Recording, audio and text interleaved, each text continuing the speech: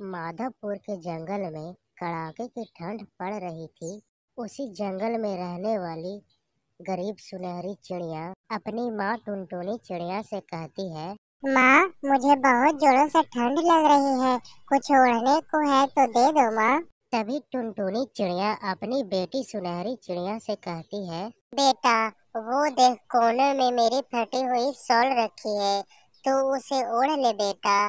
थोड़ी ठंड कम लगेगी बेटा। तू जानती है हमारी हालात कैसी है। मैं चाह कर भी कुछ नहीं कर सकती मेरी प्यारी बेटी। ये सुनकर सुनहरी चिड़िया वह फटी हुई शॉल ओढ़ लेती है, लेकिन उसके बावजूद भी ठंड नहीं रुक रही थी। वह अपनी माँ से कहती है, माँ, इससे भी ठंड नहीं जा रही है माँ। यह शॉल कई जगह से फटी हुई है, जिसकी वजह से ठंड जा रही है। माँ, कुछ करो माँ। ये सुनकर टुनटुनी चिड़िया उदास हो जाती है और अपनी बेटी को समझाते हुए कहती है, सुनहरी बिटिया, ज्यादा शोर मत मचा। मेरे पास बस यही फटी हुई पुरानी शॉल है। तू इसे ओढ़कर सोने की कोशिश कर। अब मैं तेरे लिए नया कंबल कहाँ से खरीद कर लाऊं? मेरे पास खाने तक को पैसे नहीं है। मैं नया कंबल कहाँ से खरीद कर लाऊं? जो है उसी में काम चला बेटा। तभी टुनटुनी की बीमार सास सुंदरी कौवी खांसने लगती है। तभी टुनटुनी चिड़िया अपने पति कालू कौवे से कहती है, अजी, देख रहे हो, माँ जी की खांसी तो बढ़ती ही जा रही है। आज कहीं से भी माँ जी के लिए खांसी की दवा लेकर आना।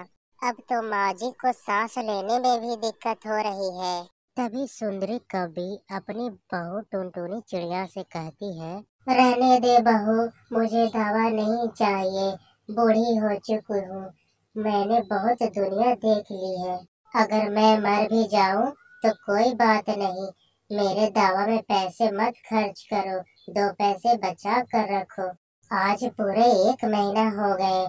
लाला हरिया तोता घर का किराया लेने आने ही वाला होगा। माँ, ये तुम कैसी बातें कर रही हो? तुम्हारी दवा बहुत जरूरी है।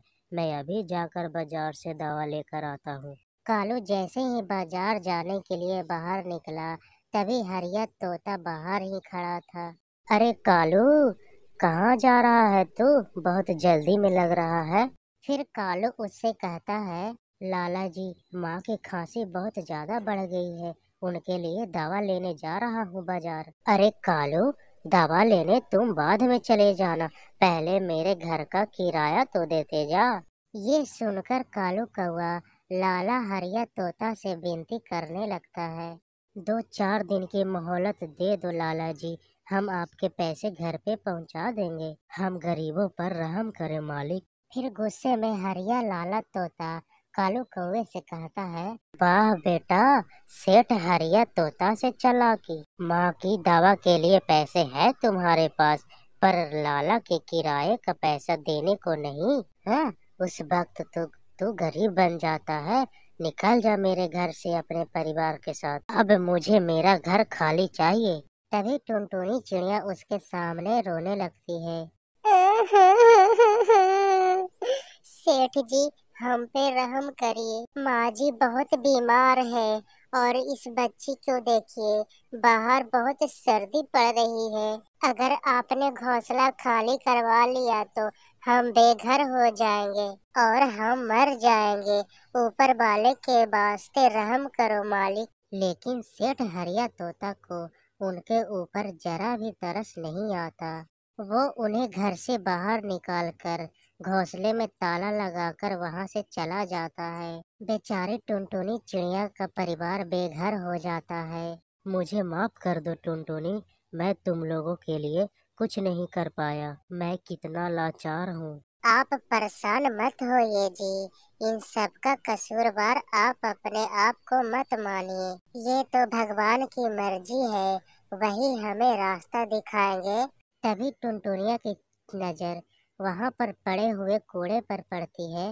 वो अपने पति कालू कौवे से कहती है, देखो जी, हम वहाँ कूड़े के ढेर के पास चलते हैं। हमें वहाँ से कोई नहीं हटाएगा और वैसे भी सर्दी बहुत बढ़ रही है, शायद हमें वहाँ पर कुछ मिल जाए। ये कहकर सभी वहाँ पर पड़े हुए कूड़े के पास जाते हैं। तभी वहाँ पर पड़े हुए सुनहरी चिड़िया को लाल पोटली दिखाई देती है। अरे माँ, वो देखो कूड़े के पास क्या पड़ा है। माँ, ये देखो इस पोटली में क्या है। टुनटुनी चिड़िया जब वह पोटली खोलकर देखती है तो उसमें कुछ गाजर के बीज थे।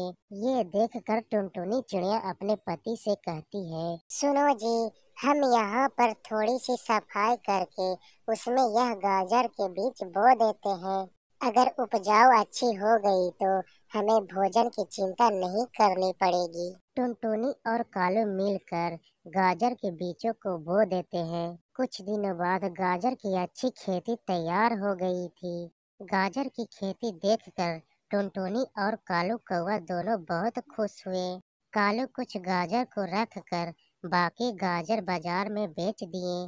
धीरे धीरे उनकी गाजर की खेती रंग लाने लगी।